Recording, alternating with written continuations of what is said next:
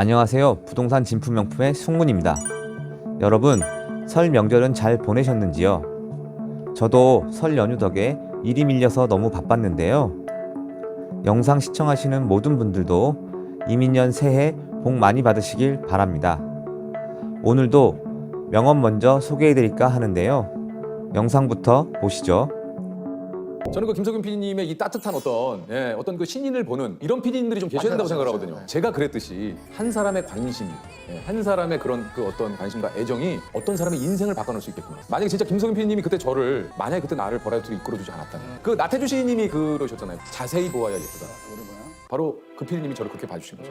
그 한 분이 아니었으면 저는 진짜 오늘 이 자리에 제가 뭘 하고 있었을지 모르겠습니다만 없었을 수도 있죠. 자세히 보아야 이쁘다. 참 멋진 말인 것 같습니다. 저도 단 한 분이라도 저를 통해서 부동산 관련 도움을 받으신다면 끝까지 공인중개사로서 최선을 다해 노력하겠습니다. 자, 그럼 한 주간 부동산 뉴스 시작하겠습니다. 첫 번째 뉴스입니다. 설 연휴 앞두고 서울 아파트값 상승폭이 떨어졌다. 대선에도 냉랭하다라는 기사입니다. 호가를 낮춘 매물이 늘어도 거래가 침체되고 있다는 내용의 기사인데요. 서울 25개 지역 중 절반 이상이 보합 또는 하락을 보이고 있다는 기사입니다. 주택 공급 확대를 위한 재건축, 재개발, 리모델링 등 규제 완화를 비롯한 개발 공약이 쏟아지고 있는데요. 그럼에도 불구하고 총부채 원리금 상환 비율 DSR이 2단계가 조기 도입되고 있고요.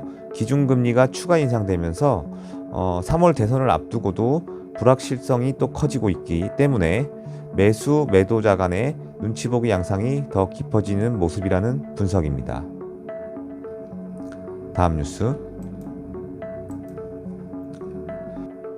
분양시장 이상기류, 서울서도 미계약분이 나왔다는 내용인데요.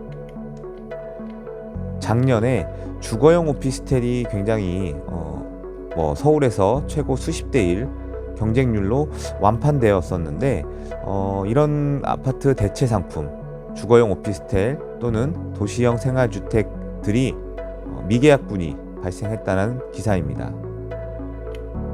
이것도 마찬가지로 최근 강력한 대출 규제와 금리 인상 등의 영향으로 볼 수 있는데요.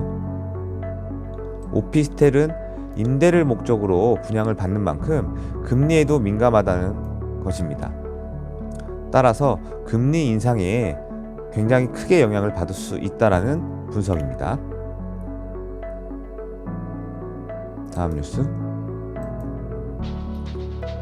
이런 가운데 경기도에 올해만 10만 세대 분양이 쏟아진다라는 기사입니다.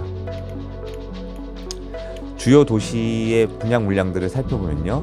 화성시, 평택시, 광주시, 오산시, 양주, 남양주, 의정부, 구리시 등 경기 남부의 115단지에 7만 5천여 가구, 또 경기 북부의 41개 단지에 2만 8천여 가구가 분양 예정이라는 기사입니다.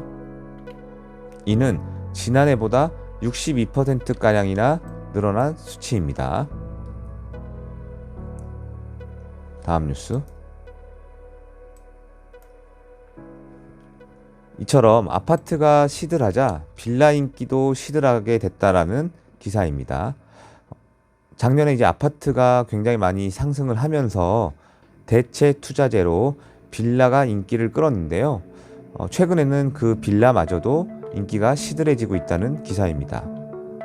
마찬가지로 대출 규제와 금리 인상 등으로 자금 조달이 전보다 어려워졌기 때문에 조정 국면에 접어들고 있다는 분석이 나오고 있습니다.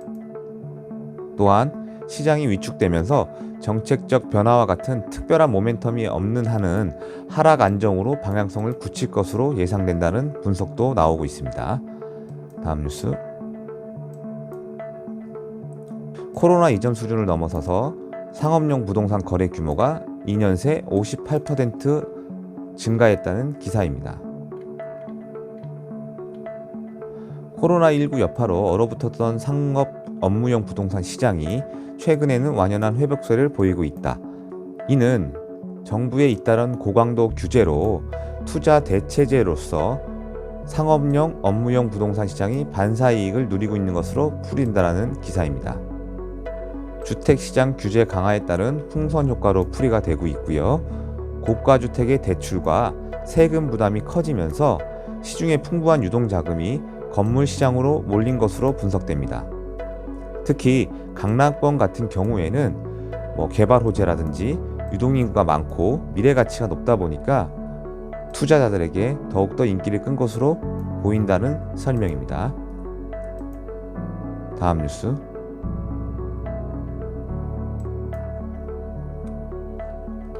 천안 수도권 전철 부석역이 신설 확정됐다는 기사입니다. 2026년도에 준공이 되고요.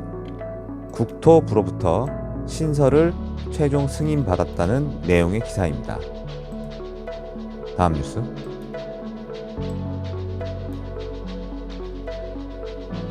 효창공원 앞 일대 대규모 아파트 단지가 들어선다는 기사인데요.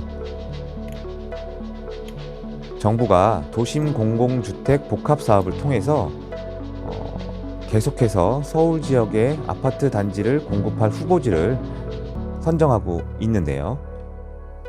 8차 후보지 11곳을 살펴보면요. 수락산역, 대림역, 고덕역, 상봉역, 봉천역 서쪽과 동쪽, 번동중학교 인근, 중공역, 효창공원 앞역, 수원 고생역, 수원의 옛 권선구역을 포함해서 11곳이 발표가 되어 있고요. 이 중에 효창공원 앞역과 수원 고생역 인근이 2천여 세대가 넘는 대규모 아파트 단지가 들어설 예정입니다. 다만 중요한 것은 정부가 후보지를 계속해서 발표하고 있지만 구체적인 실행 방안이 더욱 유효한 상황이고요. 실제로 공급으로 이어질 수 있을지 예상되는 갈등들을 조정하는 작업이 올해에는 더 중요하다는 기사입니다. 다음 뉴스. 김해시에 2030년까지 아파트 4만 8천여 가구를 공급한다는 기사입니다. 4만 8천 가구가 전부 신규와 분양, 임대이고요. 인구 반등을 기대한다는 기사입니다. 지금까지 2022년 2월 첫째 주 한 주간 부동산 뉴스를 마치겠습니다. 시청해 주셔서 감사합니다.